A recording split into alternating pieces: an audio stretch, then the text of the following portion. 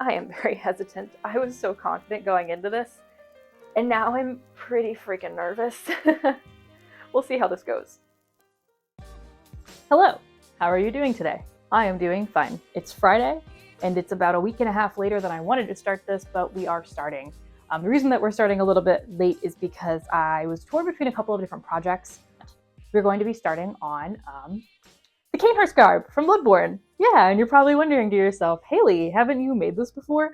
And the answer is yes. Let me grab some of it really quick. So probably about 6 years ago now, I made the Garb, and here's like the blouse for it.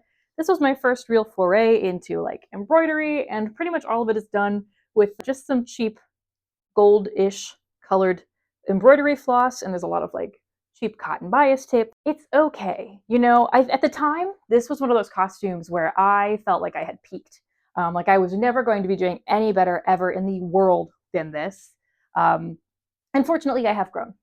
These fabric choices were something, you know. The pattern choices are actually perfect, and I'll talk about that later when we actually start making all of this. But I'm at a point now where I think it's time to go back and revisit some of my favorite designs, favorite games, favorite works of art, and bring them back to life. But I think it's time to go back to some roots, you know what I mean? And just the more that I think about this whole process and this idea of redoing specifically this Bloodborne costume, the more and more excited I get about it. Which is a great, great sign. I've already ordered some fabric, namely some black velveteen from the exact same company that I ordered the velveteen for Magda from, which means it's going to be beautiful.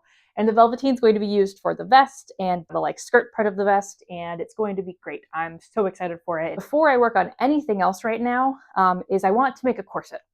And I want to make a corset for a couple of reasons.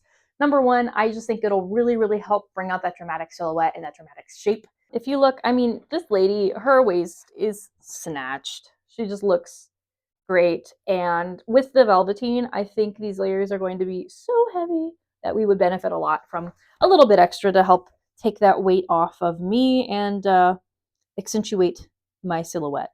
I am using an Arania black corset pattern. It's called the Sylvia. It just has a beautiful shape, and I like it, and it's going to be great.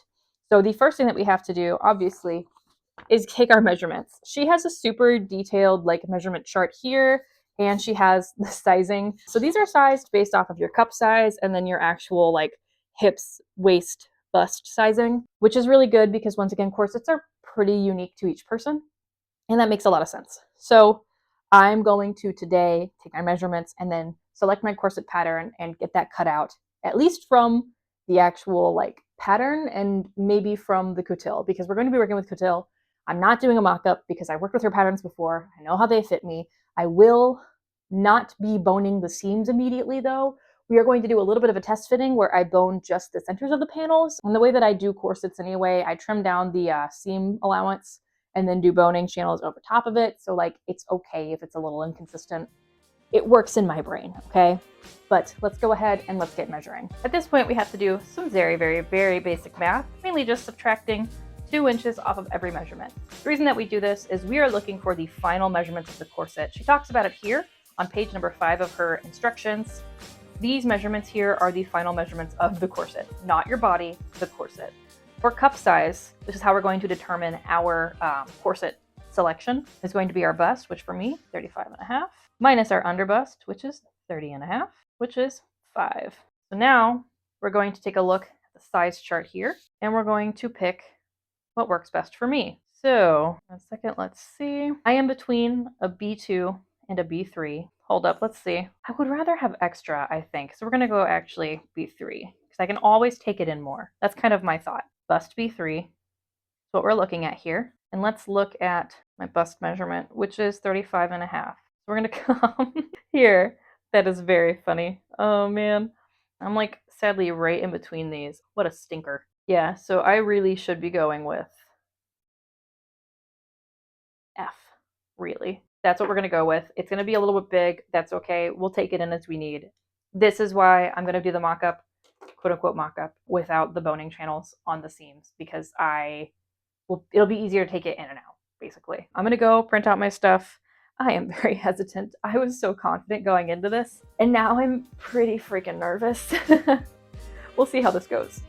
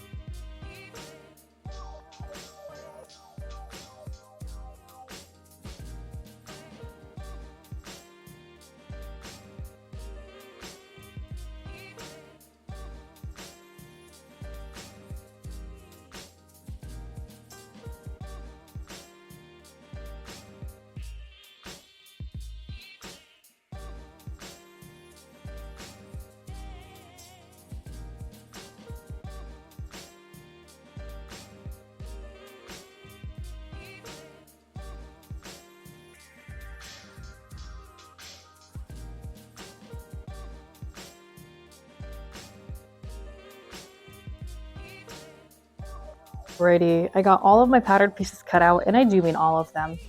The cotil is cut out, and then I'm actually going to be flatlining this with cotton. Whenever I make corsets, I tend to do the boning channels right on top of the cotil, like you can see here. But instead, we're going to be doing the bones in between the cotton layer and the cotil.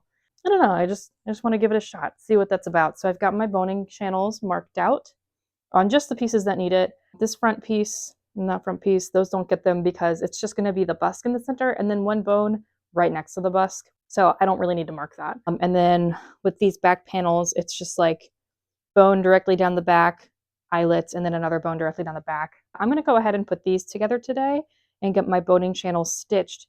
But unfortunately, I'm kind of at a spot where I have to wait until my busk gets here tomorrow to be able to put this whole thing together.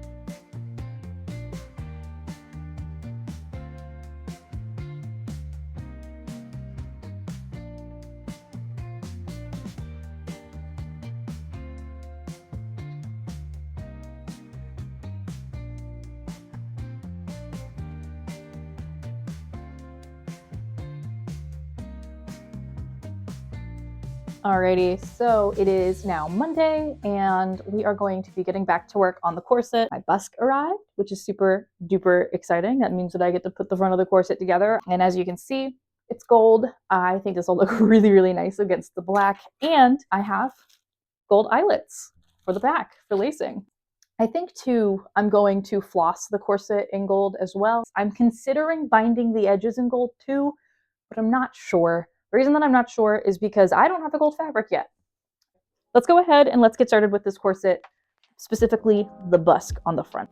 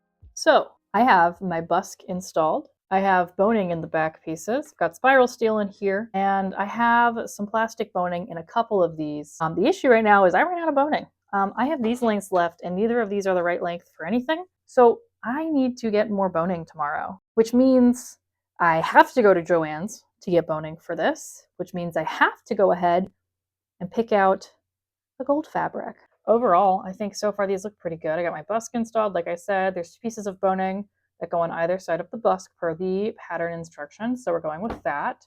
All of these are getting plastic boning 1/4 inch in the center of the panels. And then on the seams, I'm actually just going to be using spiral steel. I have a lot of this. I don't remember why I bought this. I presume it was for Magda, and now I just have a lot. But we will come back tomorrow and we are going to get all of the boning put in and then actually go ahead and get this seamed up. Probably could just go ahead and put my eyelets in now that I'm thinking about it.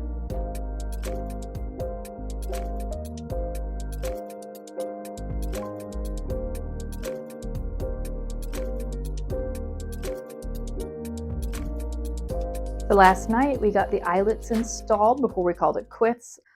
These look pretty good. You can hardly even tell the eyelets are different colors, different shades of gold. I don't know if Joann's changed the way that they did their gold stuff between like 2023 and 2024, but I guess they did. These are a little bit shinier and I feel like a little bit more of a true gold, and these are a bit brassier. I also went and I got some boning and I got some fabric that I'm going to be taking and making into bias tape. And you're probably wondering, like, Haley, this is so sparkly. What the fuck? Yeah, we're going to use the wrong side of the fabric. This is a nice color and it has a nice sheen and a nice texture. But right now we're going to go ahead and finish getting all of my boning into my boning channels. There are 4 pieces left that need boning. Now all of my panels have bones in them. So what I'm going to do now, usually what I do is I don't have the bones in at this point, and I kind of just go panel by panel. So I'm trying to debate if I want to just pin everything together here on video, or if I want to do it how I normally do it and do one seam at a time, take it over to the sewing machine, which will take a lot longer. We'll see.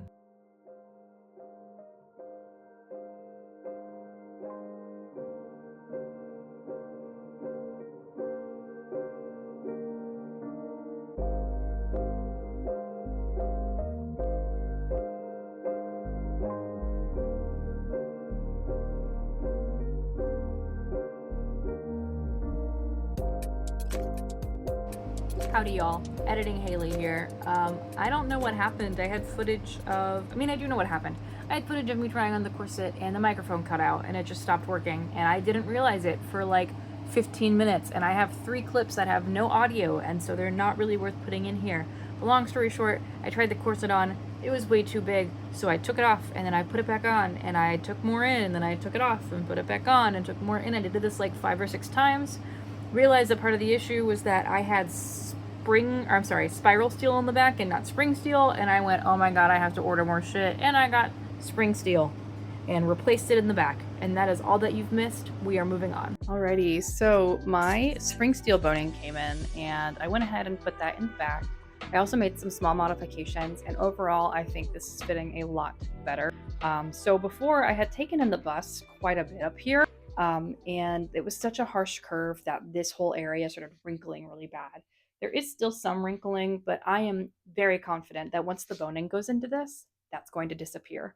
In the back, as previously stated, we changed out the the spiral steel for the spring steel. So I really wanted to just come in this morning and start working, but things have gotten a little out of hand here, I think. So we are going to spend the morning cleaning. Hi, Delilah. Look at that beautiful girl. Yeah, we don't need all of this stuff out. I think it's pretty important every now and then when you're working on anything, literally anything, to go, do we really need all this junk out? So that is exactly what we're going to be doing. All that I have left for this corset, I have to sew in my boning channels. I have to add my binding around the top and the bottom, and then I need to floss, sew in boning channels, make the rest of the bones for the boning channels, put the binding on the top and the bottom, and then floss the bones. And it is now looking much better. It's not perfect, and I'm not looking for like spotless, but I just need cleaner than before.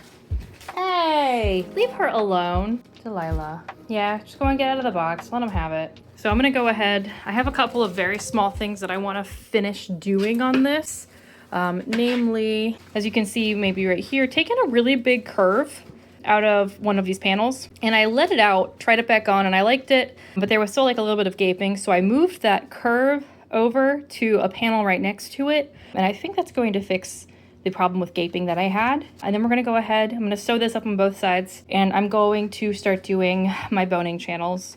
For this, I'd been thinking a lot about what I wanted to do for boning channels, and my initial idea was actually to use bias tape, which is pretty standard for me for making corsets. However, I took a look at some older corsets that I'd made, and I saw the boning was wearing through the bias tape. So we're going to do instead trim down one side of my seam allowance, take the other, put it over top, fold in my raw edges, and fell my seam down. And once my boning channels are sewn in, I'm going to talk to you guys about boning, the different boning that I'm using, why I'm using it, and we're going to get that boning ready and then install it.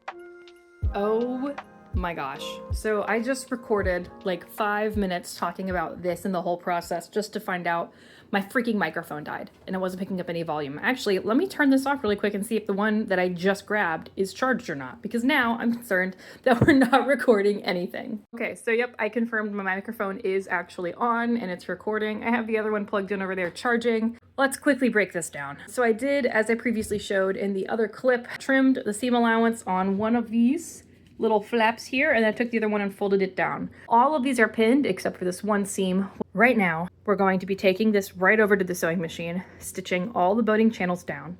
The boning that I removed to help me like maneuver the fabric easier will get put back into its appropriate channels. Then I'm going to take my notebook, make notes of what seams need boning and the required boning lengths. And I'm going to show you guys the different types of boning, why I'm using them where they are, and how to work with them. Demonstrating that to you and giving a breakdown, I think, will be a lot more beneficial than me just saying, I'm using these things for this thing. So let's go ahead, get these channels sewn, and then we'll move on. I'm so sorry. One last thing. You're probably noticing that like there are raw edges here and they're not turned under.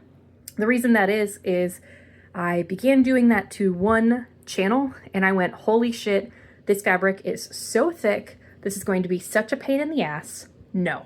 So instead what we'll be doing is I'll be stitching a 1/4 inch down or like away from the seam for my boning channel. And then I will be trimming the rest of the seam allowance that kind of hangs over that 1/4 inch. And then I'll take needle and thread and whip stitch it by hand. I'm not concerned about it fraying a whole lot. And this is a personal project. This isn't for a competition or anything, so it doesn't really matter. I can do what I want. You can also do what you want. Do what you want. Who cares?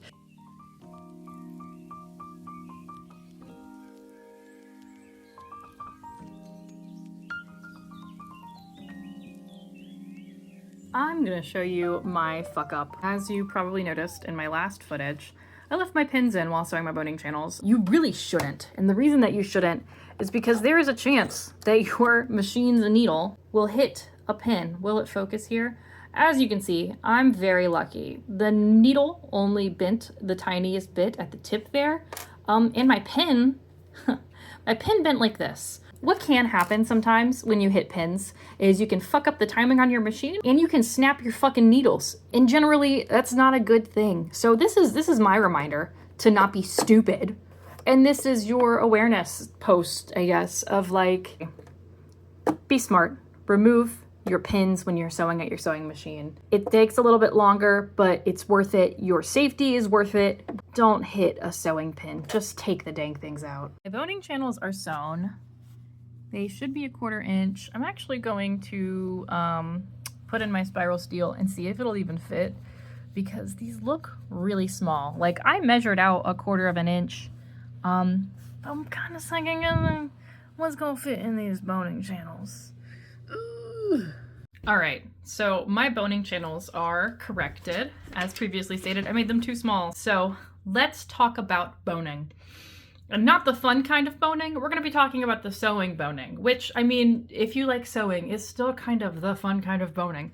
Anyway, all jokes aside, there are a few different types of boning that we use while sewing, and I'm going to talk to you about 3, maybe 4 if I can find the 4th kind, but different types of boning and their purposes and where I'm using them in this project and why I'm putting them there. So the most accessible kind of boning, what you're probably going to find at like your local Joann's or Walmart, is going to be this plastic boning. So this is a 1/4 inch plastic boning. My little pro tip, I actually go to Joann's and they have 1/4 inch boning in, like a casing, basically. I think that's actually how it's phrased, is a 1/4 inch boning in casing. And usually it's white or black. It's just like a polyester fabric casing. The casings are crap, but the boning is fine. So I'll buy how much I need and then just take it out of the casing, which is whatever. These are the easiest to work with, I find, mainly because you can literally cut these with scissors. Once I get them cut to the length that I need, I will, as you've seen me do earlier, snip the ends and then sand with a sanding sponge or a file to get a nice round end to help make sure it doesn't poke through my garment, because that would suck. I tend to use these types of bones in things that don't really require a lot of structure, or with fabrics that basically stand on their own and have a lot of body and heft, but need a little bit of extra support. You're going to get a lot of bend front to back which is great, but side to side, you really aren't going to get as much. And then if you really try to bend it side to side, so like let's say this is a waist seam on your corset and you're bending forward, these bones can snap and then they can poke through the fabric and stab you in the side. I personally have not had any issues with that with this boning, but I've heard stories, and you know, when it comes to boning that I'm using along the seams of this garment, I'm going to be using spring steel. I'm sorry, spiral steel. We'll get to spring steel in a second. So the benefit of this is that it has the ability to not just flex forwards and back, but also side to side.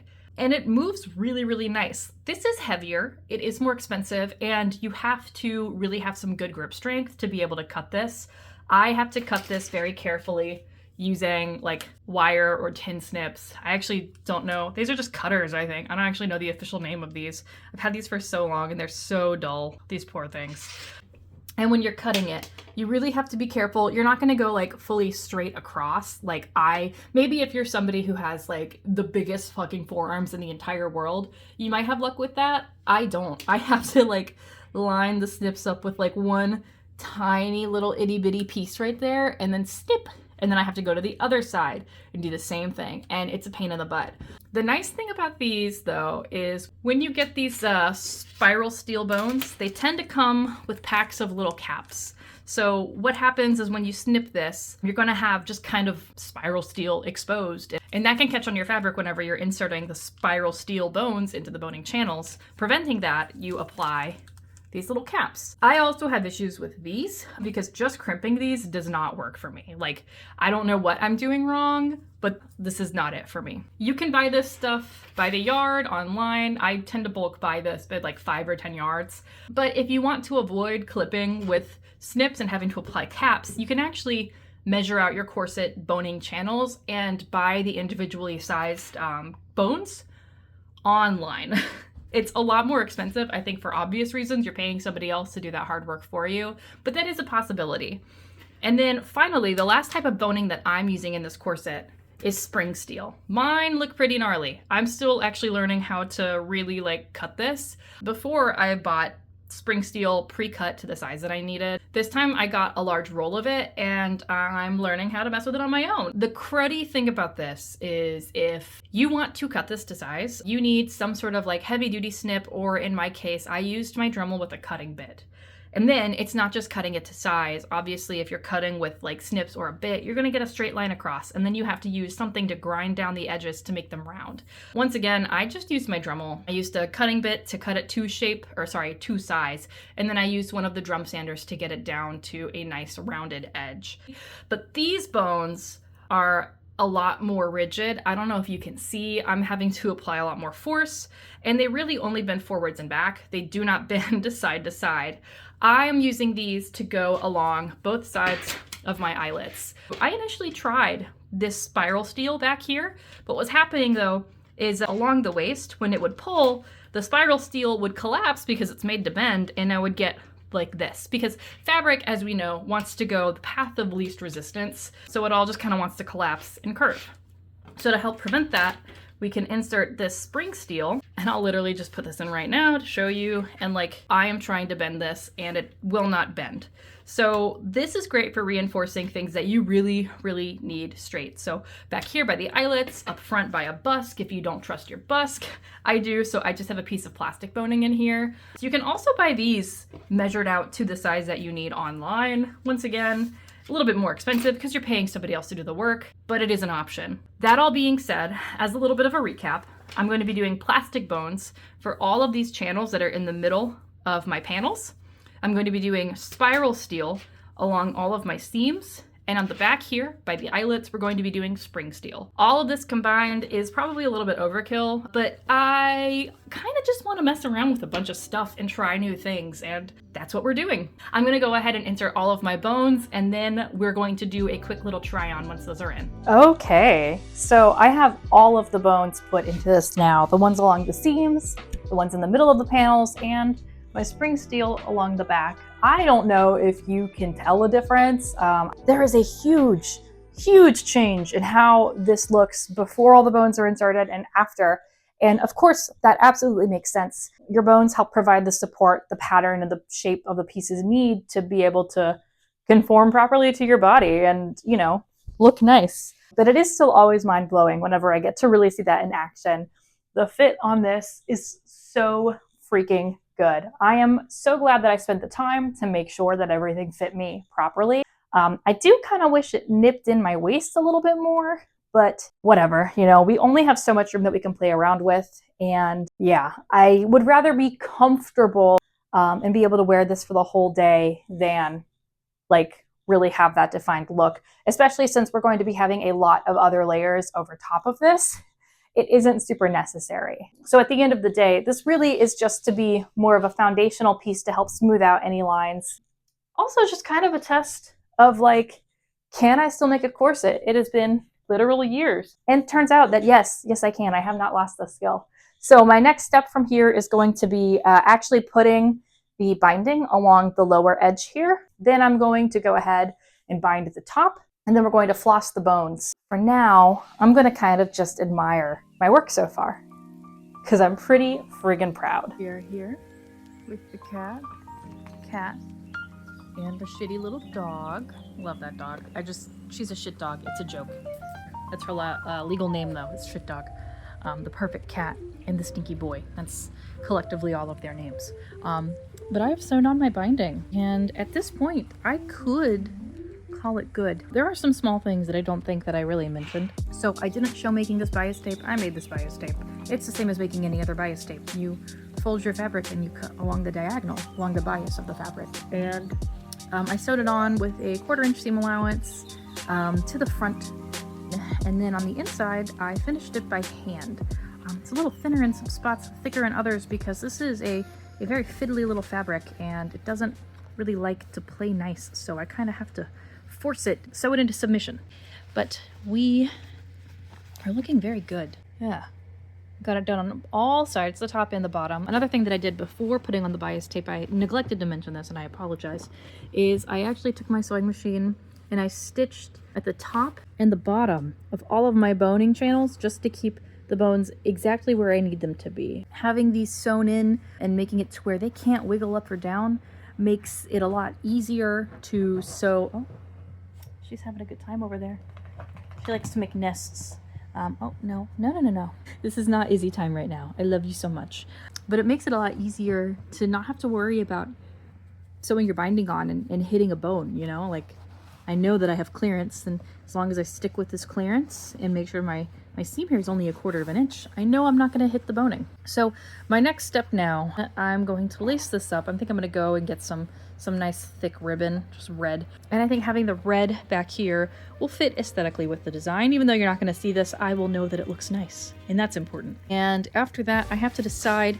So because I stitched these in place, I really don't have to floss this, but I think flossing this will make it look really nice and very pretty, and it'll help bring that gold in some more. I have lots of gold embroidery thread, so it's not like I'd have to buy more supplies. You know, I already have it. I don't know. Let's just leave it out. Yeah. We'll see. I'm gonna lace this up, try it on, I think, and I'll kind of decide from there. And then I'll actually show the process of flossing. I realized I didn't really show the process of whipping the back of this binding on, but like, do you really need to see this? It's hand sewing. I don't know if you're here to watch me hand sew, but yeah.